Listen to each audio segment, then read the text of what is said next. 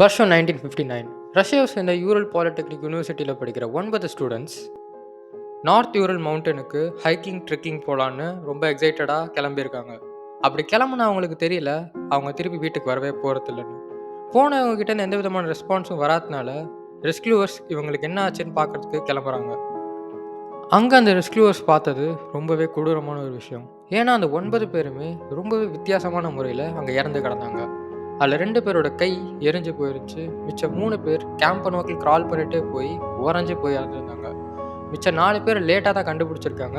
அவங்களுக்குமே internal injuries இருந்திருக்கு. ஆனால் உள்ளுக்குள்ளே எந்த விதமான காயமும் இல்லை. இதில் மோசமான விஷயம் என்னென்னா, இந்த இன்சிடென்ட் நடந்து இதோட 66 வருஷம் ஆகுது. இப்போ வரைக்கும் இவங்க 9 பேரும் எப்படி இறந்தாங்கன்னு யாருக்குமே தெரியல.